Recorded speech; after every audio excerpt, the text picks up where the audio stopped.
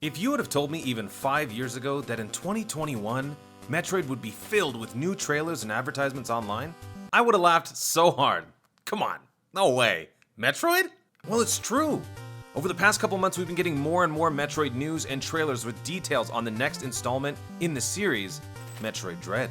Now, with Dread on the horizon and Metroid Prime 4 coming out sometime during our lifetime, probably, things are looking up for the series.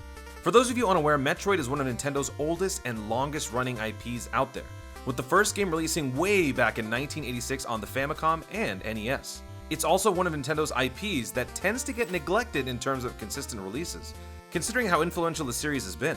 Super Metroid, the third installment of the mainline series, defined a style of play that would later be referred to as the Metroidvania genre. Metroidvanias are basically non-linear 2D games that have you explore a huge map where you collect power-ups and other items to get into areas that were once inaccessible. Since Super Metroid and Castlevania Symphony of the Night both shared and popularized this style, the term Metroidvania was created. Metroid technically did it first, but, who's keeping score, really? Anyways, the purpose of this video is to celebrate Metroid, give a brief history on it, and talk about why the release of Dread is actually a really big deal for the series. So, like previously mentioned, the original Metroid released for the Famicom and NES way back in 1986 to critical acclaim. The players took control of Samus Aran, a bounty hunter whose goal was to protect the galaxy from malicious space pirates. Their evil scheme was to harness the power of these parasitic creatures known as Metroids. And I know there may be one or two viewers out there going like, "Whoa! You mean to tell me the title of the game is integral to the plot? Who would have thought?" But hey man, in olden times, sometimes things were just that simple. This game ended with Samus succeeding in foiling the space pirates' plans, destroying Mother Brain and her two guardians, Kraid and Ridley, on planet Zebes. Or so she thought for the time being. For the first game in the series, it was definitely one of the most profitable, being second overall in terms of sales with 2.7 million copies sold, just under the first Metroid Prime with 2.8 million. This title was later remade in 2002 under the name Metroid Zero Mission for the Game Boy Advance. This version would add new items, areas, bosses, and difficulty options, with the most notable feature being the ability to control Samus without her power suit for the very first time. The sequel, Metroid 2: The Return of Samus, would be released a few years later in 1991 on the Game Boy. The game would eventually have a remake under the name Metroid Samus Returns, which would also release on a mobile gaming device, finding its home on the 3DS in 2017. Which, by the way, I still don't have any idea why they didn't release this on the Switch. In this installment, Samus meant business. The bounty hunter traveled to the Metroid homeworld SR388 to exterminate the species so their power could never fall into the wrong hands. Teams sent by the Galactic Federation were originally tasked to carry out the mission, but they all disappeared, forcing the Federation to contract Samus to complete the mission. As she ventures through the planet, Samus discovers that Metroids mature from a jellyfish-like creature to large hovering lizard-like monsters. Unfazed, she takes out every Metroid she can find, leading her to the Queen Metroid. After taking out the Queen, Samus heads back to her gunship, meeting a new Metroid on the way, who mistakes the bounty hunter as its mother. Unable to exterminate the newly hatched lifeform, Samus spares the Metroid, who helps her clear the way to her ship.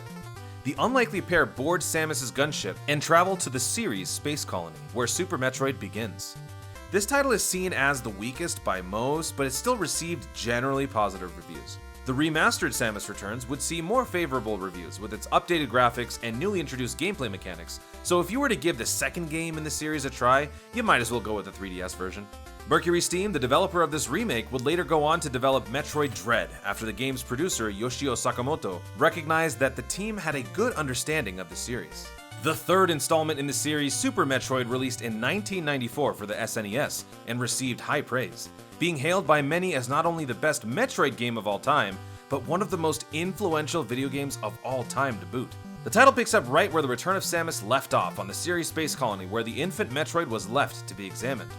After leaving the baby at the station for research, Samus receives a distress signal alerting her to return as soon as possible. Man, you can't trust anyone with a parasitic alien creature these days, am I right? Upon her arrival, the bounty hunter is surrounded by corpses, noticing that the Metroid is missing as well. She then finds that Ridley had stolen the infant Metroid. The two have a short battle before the leader of the space pirates flees, and then, all of a sudden, the space colony's self-destruct sequence activates. After narrowly escaping the colony before it detonated, Samus began her pursuit of Ridley on planet Zebes. There she found that the space pirates had rebuilt their base, but the bounty hunter made quick work of Ridley's lackeys across the planet. When she arrives at Turian, the heart of the pirates' base, Samus finds multiple Metroids that have somehow been reproduced. She disposes of all of the Metroids except one of exceptionally large size that nearly kills her. Before it finishes Samus off, it hesitates, turning out to be the same infant Metroid that imprinted on her on SR388, believing Samus to be its mother. The Metroid later assists Samus during her fight with Mother Brain, the one in control of the Zebes system. Samus is nearly killed in the fight, when suddenly the Metroid from before swoops in and sacrifices itself. Before it was killed by Mother Brain, the Metroid heals Samus and gives her the ability to unleash a Hyper Beam.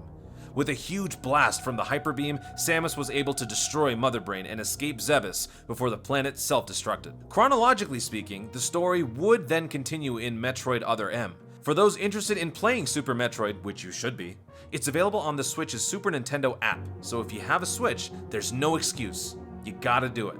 There are entire videos on YouTube breaking down how important this game is, and as much as we'd love to do that here, we still have one more game leading up to Dread, so just take our word for it and play the game.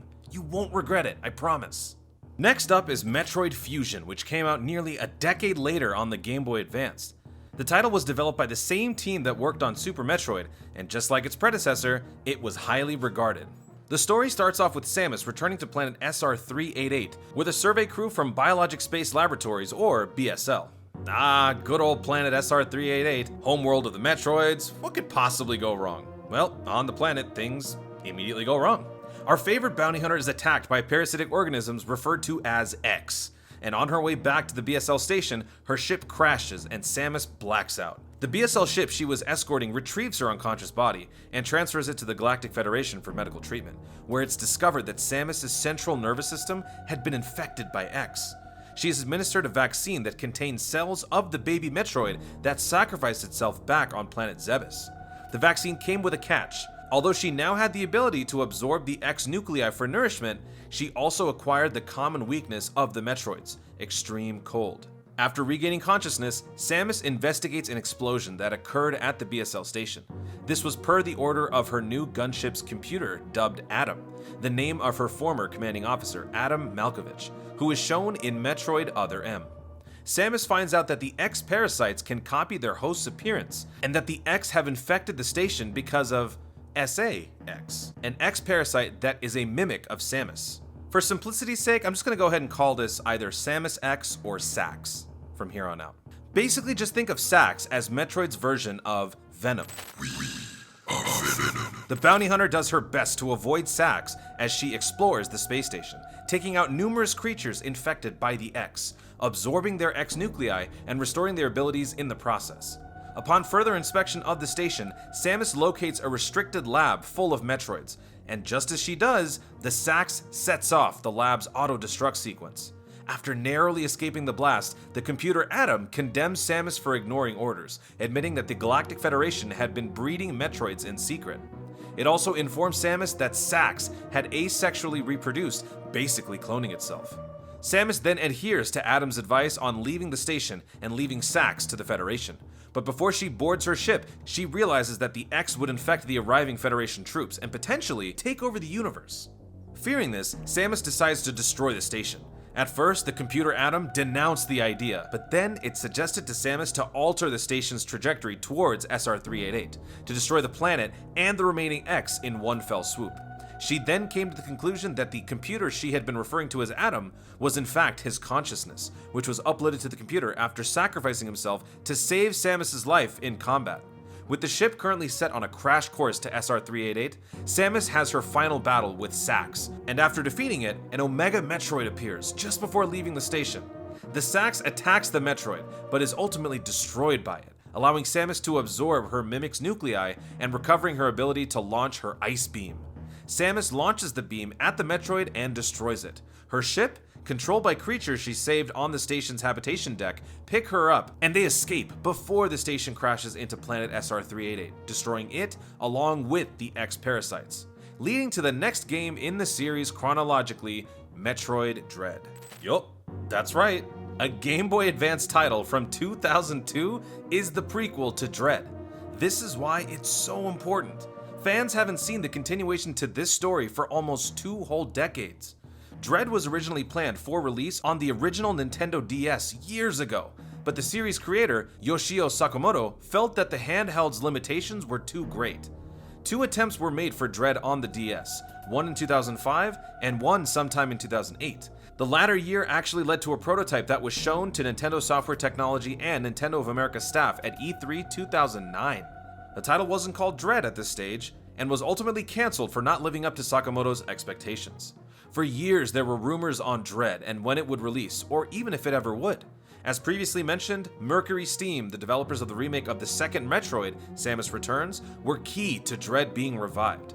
After being happy with their work on the 3DS title, Nintendo gave Sakamoto the green light to develop Dread for the Switch with Mercury Steam. And on Nintendo's E3 Direct for 2021, the project was finally revealed for the first time. Now, fans can finally see what happens next after Metroid Fusion on October 8th. And that about wraps up our brief history of the Metroid series and why Dread is so important. Yeah, I know we did skip over a lot of games like Prime, 1, 2, 3, Other M, etc. But the Prime games aren't really considered canon, and Other M, well, is Other M. For the sake of consistency, we figured it'd be best to stick to the 2D games anyway.